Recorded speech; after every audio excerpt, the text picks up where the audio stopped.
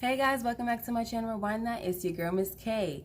Alright, if this is your first time joining me, coming across my channel, please hit that subscribe button. Make sure you like and comment. Also, hit that notification bell so you know when I upload more videos like this one. Also, I would like to say thank you so much to my new subscribers. Thank you. Welcome to my channel. Please stay for the ride. Alright, today we're going to be going over the latest episode of Greenleaf, episode number 2 for season 5, called The Second Day. Let's get into it. So the episode starts off with Jacob at the storage place, still looking through Uncle Mac's things, okay? But he has no success and takes with him a fishing pole and a tackle box he found. Next, Grace and Sophia are waiting at the hospital to get the word on AJ's status. So when the doctor comes out, she tells Grace that AJ is stable, but has been sedated so no one can see him yet. Grace tells the doctor that she'll just stay and wait till tomorrow. But the doctor tells her that AJ has to see the psychiatrist the first thing in the morning, and then it'll be up to him whether he wants to see Grace. So it's just best to go home. Next, Grace goes home and she gives her parents the keys to Aunt Mavis's club, but Bishop didn't even remember that he asked Grace for the key. Let's put a pin in that one. Then Charity comes in asking Grace how AJ is doing. Grace just says, fine. And Charity's like, that's it? And Grace said, yeah, that's it, Charity. Fine. So Charity's acting like she can't believe Grace's attitude. So Lady Mae jumps in and says, well, you did almost get her son arrested. And you did give away our church. She snapped on Charity real quick. So Charity says, Mama, you invited me to the wedding. Mae says, because your father made me. And then she said if it was up to her, Charity would be sitting under a tree with a dunce cap on in the cold swinging shadow of her favorite Bible hero. So Charity tries to be smart and says, Naomi. And Mae says, Judas, girl, just think for once. I mean, for real, once Lady Mae said something about the potter's field and a cold swinging shadow, Charity should have known she was talking about Judas. Naomi ain't got nothing to do with that. And plus, Naomi was all about, kinsmanship, okay? Teaching Ruth how to get her Boaz so their kinship could be redeemed, okay? Emphasis on the word kinship, family, all right, girl? I don't know how Naomi could be a hero when you out here betraying your own family. Anyway, let's move on. Anyway, so Bishop jumps in to calm Lady Mae down, but then tells Charity that her mother ain't entirely wrong. So Charity doesn't want to face the truth and runs off to work where she claims people like her. Next, Darius calls Grace to see if she could pull some strings with him for Cal Weaver. He says Cal won't take his calls and was hoping that Grace would ride with him to Cal's house. Grace says sure, since she doesn't have to see AJ until after lunch. Plus, she needs to get out of the house to keep her mind from worrying. So Darius comes to pick her up, and when they get to Cal's house, he tells him that he's been ordered not to talk, and that all the pastors in the upcoming merger have also been told not to talk. Cal then apologizes that they came all that way to see him for nothing, basically, and asks them to please leave him alone. So afterwards, Darius asked Grace if she wanted to grab lunch, but she seemed drained and just wanted to go back home. Plus, she tells Darius that she's meeting up with Noah at the hospital later. So Darius says, what's his wife make of all of this? And Grace tells Darius that it's not Noah's wife anymore. So we see here that Darius is trying to get a feel of where Grace stands with Noah, because he obviously wants that old thing back, in my opinion. Next, we have Sophia calling Dante and leaving a message. She feels like she needs him right now because of the situation going on with AJ. Next, Bishop and Mae go over to Mavis's club to look around and see what type of work they have cut out for them, because, they want to turn it into a church.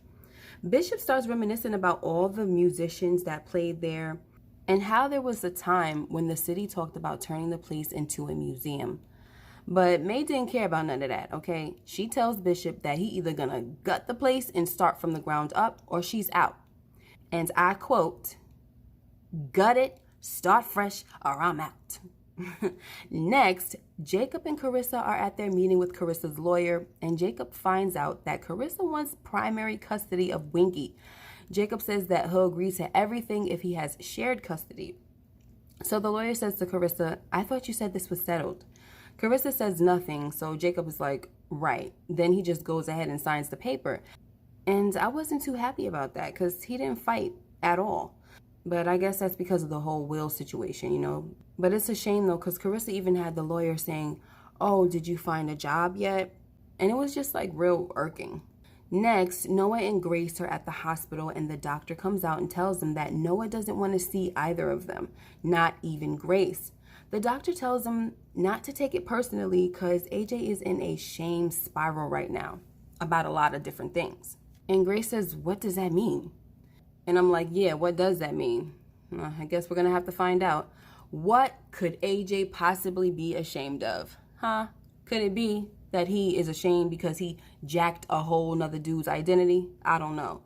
I hate to think like that, and I know that's what everybody else is thinking too, and I just really hope that's not the case though. Hopefully he has some other kind of shame. Next, Sophia goes to ask Flip-Floppy Zora if she could download a playlist for AJ, and Zora was acting ridiculous, of course. She asks Sophia if she's still messing with Dante, and Sophia says, what does that matter? Zora tells her that Sophia got jealous and messed up her situation and she doesn't need the static. So anyway, after much back and forth, Sophia finally gets fed up and says, look, I just lost my virginity to a guy who 3 days later is contemplating getting back with his ex-girlfriend. So cut me some slack. So I guess this was some kind of eye-opener for Zora because she then says to Sophia, so you and Roberto never... And Sophia says no. So then Zora was like, we should talk more.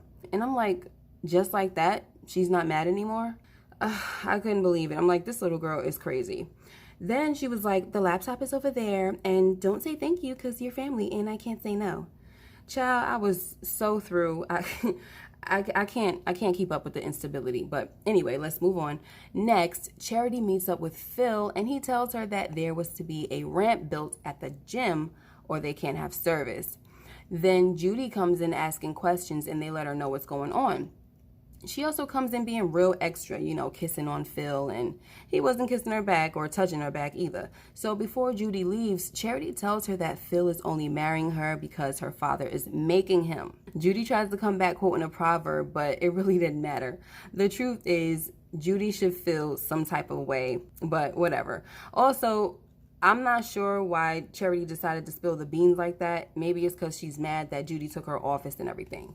Another thing is, after Judy dropped her proverbs and left, she also said something about moves the F on or something like that, right? And it was like, wow, that's really disrespectful. You're over here quoting Bible scriptures and then you want to talk about the F-bomb right after that, even though she didn't say the word, but it was still very disrespectful to the Lord.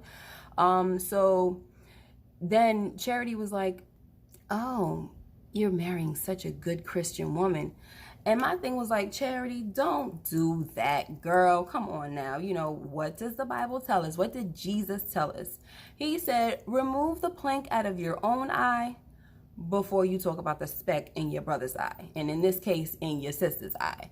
And I'm only saying that because Charity got her dirt too, okay? Talking about some, oh, you married a good Christian woman. But you're not doing everything right. You having premarital sex with a pastor, okay? Doesn't matter if he's the pastor or not, but y'all supposed to be held to a higher standard. You're a leader in ministry.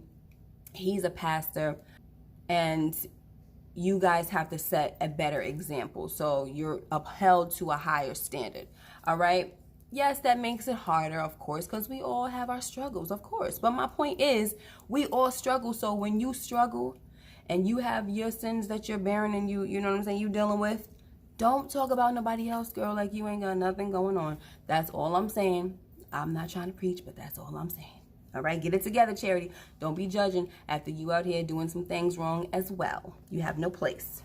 Okay, next, Grace and Noah are leaving the hospital, and he was doing just entirely too much too soon by telling Grace he wants them to be a family. And Grace felt the same way. Like, she had to tell him, like, this ain't like no, like we going shopping or something, she says. Next, Grace tells Mae that it's driving her crazy not being able to see AJ. Mae tells her that she understands because she went through it when Faith died.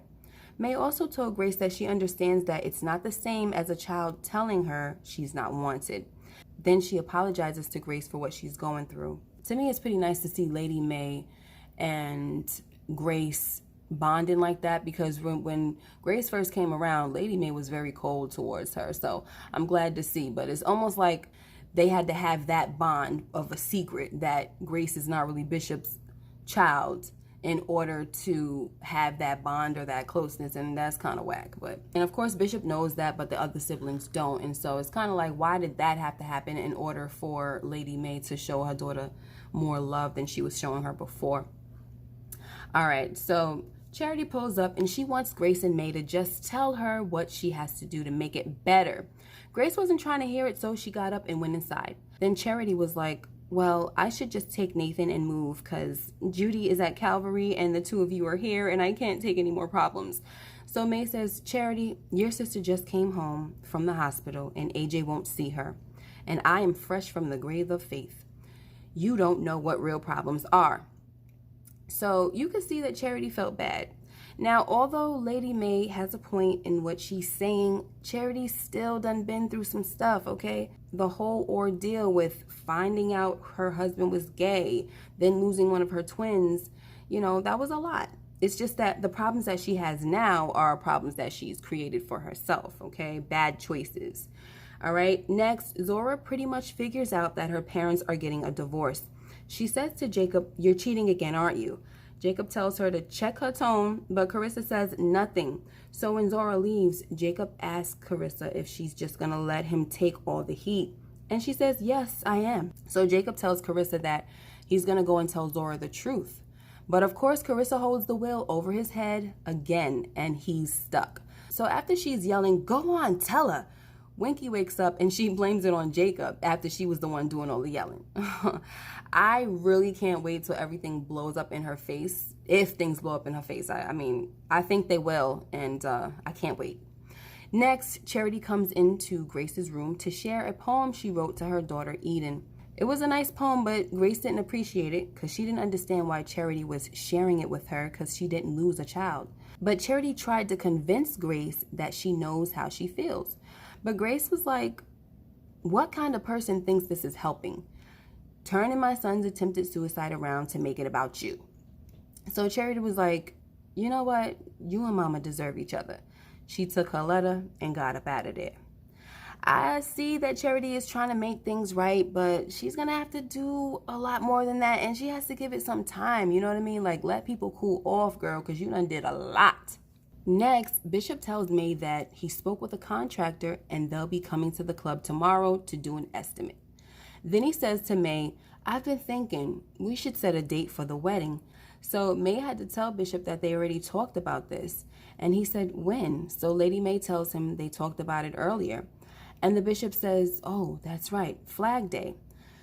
Whew, so guys, this is not a good sign, okay? Not a good sign at all. This is the second time that I've counted where the bishop forgot something. He forgot that he asked Grace for the key to the club earlier in the episode, and we see here that he forgot that they already set a date for the wedding. So I'm a little nervous that Bishop is showing signs of early onset dementia or Alzheimer's, and I really hope that's not the case, guys, but it's not looking good. Next, Jacob takes Winky fishing, so while he's looking for a lure, he finds the original will of Loretta Davis, but he also sees the name Daryl James on the next page. Oh boy. So yeah, Daryl James is Basie's father who died in that church fire, right? Next, Zora goes to Sophia's room to ask her if she sent Dante a pic of her boobies. So Sophia says, none of your business. And Zora says, girl, it's everyone's business. So as we saw earlier, Nikki had Dante's phone when Sophia tried to call him. It's quite obvious that Nikki posted those pics for all to see.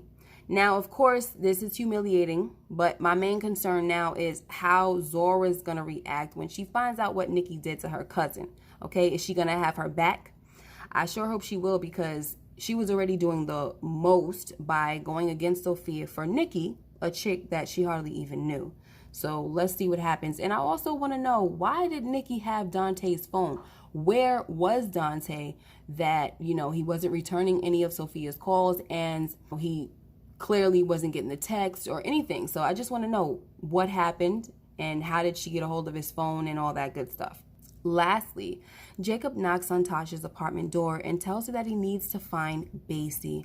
So Tasha tells him that Basie is dead. And I wasn't really surprised about that either, because Basie was really into a lot of stuff. And I think the last time he called Tasha, he was looking all beat up and stuff, if my memory is serving me correctly. So I wasn't really surprised about that. But that was the episode, guys. You know, it was good enough. But I really can't wait to see what happens next week. So I want to hear what AJ has to say and what Bishop has to say to Jacob about Daryl James, because Jacob is going to ask him about it. So I definitely want to hear that. Anyway, let me know what you guys thought about the episode. Make sure you like, comment, and subscribe. If you haven't already, hit that notification bell so you know when I upload more videos like this one. Thank you so much, guys. I really appreciate your time. Love you. Take care. Bye-bye. Be blessed.